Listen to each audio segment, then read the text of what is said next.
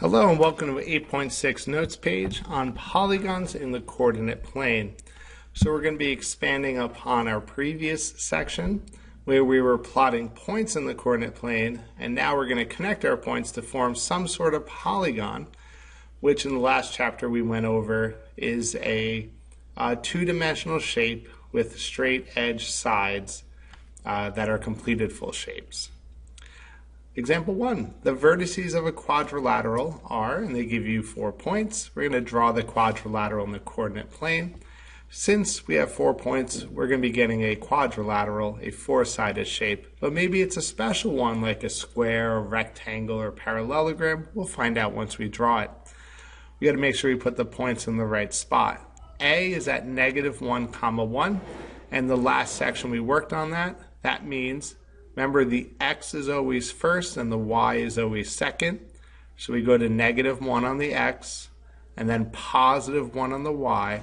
We'll put our point in, and then we're going to label it point A as it asked. I wrote that a little small. B is 0, 6, so that means over 0 on the x, so right out there. And then +6 will put us up here. That would be point B. Point C is at 4 over 4 and up 5. That'll put us here for point C. And then point D is at 5 and -2, so that'll be down to point D. We now connect them in order, A to B, B to C, C to D, and then D back to A. And basically what we have here is just a quadrilateral. I mean, maybe it's a kite. I'm not sure if like the sides are the same, but it's definitely not a common square or rectangle. But all we had to do was draw it, so it's some sort of four-sided shape. The next thing we're going to be doing is finding distances between points. If points have the same like x coordinates or same y, we could subtract them and use its absolute values, and we'll go over that in a matter of moments. Such as right here, find the distance between -3, -5, and 2, -5. If we draw that picture, -3 is over here, -5 is here. I'm going to label now, I'll call this A, and I'll call this one B. So now on the picture, I'll call this A, and B is at 2, -5, so that's 2 on the x, and -5 on the y. So our job is to find this distance. And if we very simply just count it, it's like 1, 2, 3, 4, 5. So the answer would be 5, and our units are units. And that's it, 5 units apart. What it was saying on the front is you can get away without drawing the shape if you notice they have the same y value, which means on the x we're going from -3 to 2. So we can just find the distance between -3 and 2, and maybe you can realize that there's 5 in the between them. It'll take 3 to get to 0 and then 2 more to get up to 2. Maybe you can't envision that and you need to draw the picture, and that's okay as well. If we look at the next one, we'll find the distance between these 2 points. If we could get away with doing this in our head, if we can, because we should realize the x's are the same, which means the distance is how far is it from -2.5 to -5. Maybe you could do that in your head, maybe not. We do have the grid, so we are gonna plot the points. A is at 3, comma -2.5, so that's down 2.5. B is 3 also, but down to -5. And we're looking for the distance between them. So if I connect them, it'll be 1, then 2, and then 1/2. So our answer is 2.5 units.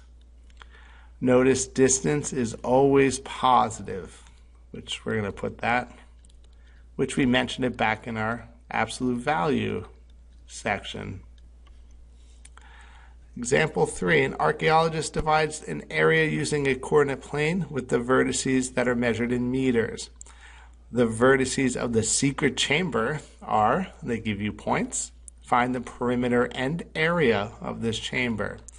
I'm going to label them A, B, C, D. That way on the picture I can have them matching up. A is at -8 on the X and +10 on the Y. That'll put us way up here. B is at 4 on the X and 10 at the Y. But I just put it in the wrong spot. So let's try that again. It's at 4 on the X and 10 at the Y. Notice I went to -4. Common mistake. C is at +4, +2. And D is at -8, +2.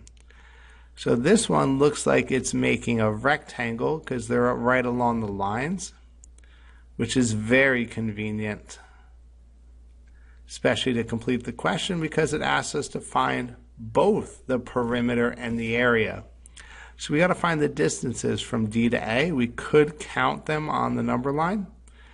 We can also look, notice A went up to 10 while D started at 2. So that distance will be 8 on this side, but if you want to count the boxes, that's fine.